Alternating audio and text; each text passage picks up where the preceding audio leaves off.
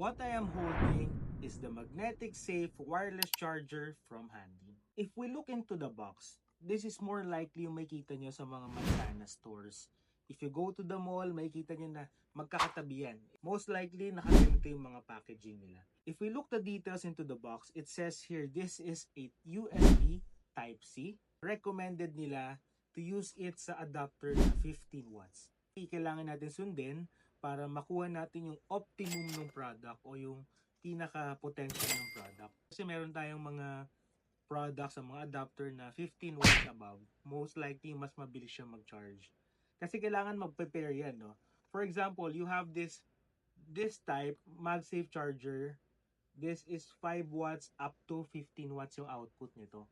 If we use an adapter na more than 15 watts at kinonect mo dito, maaaring hindi siya maging compatible at may tendency na iinit siya. Much better if we will follow kung ano yung naka-design for this product. Once you open it, you can see this one.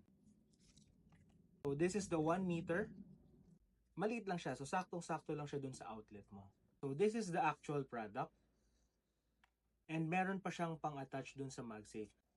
Kasi merong mga Mansanas cases na hindi siya MagSafe. Meaning wala siyang magnetic safe sa likod.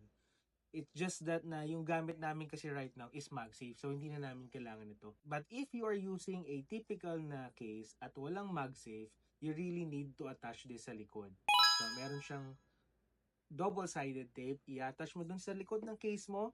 Pag-attach mo sa likod ng case mo, gagana na tong MagSafe. So, to test the magnet, let's try this. If you're familiar with the real Mansanas chargers, ganito kaparehas yan. Most likely the same talaga. As in identical. Baka hindi nyo baka mahirapan kayo to distinguish ano yung pinagkaiba nitong cord na to. Kasi ganito yung ginagamit natin na libre or included sa box when you purchase a new Mansanas phone. And the connector is Type-C. This is really confirmed 1 meter. This MagSafe charger is QI2 certified. So if you ask me, ano po ba yung QI2 certified? So QI2 certification is nire-release ng WPC International Certification. So that certification ensures safety and security of the charger. This has a 15 watts capacity, fast charger that it can charge your phone from 0 to 20% in just 20 minutes. So if you want to check the authenticity of this charger, you can check na kapag ginamit mo siya, lalabas yung charging na icon niya. Typically sa Mansanas phone, yung parang may green tapos may lightning sa gitna. If this is not QI2 certified, for sure may lalabas dyan na this charger is not compatible with the device. Most likely ganun lumalabas kapag gumagamit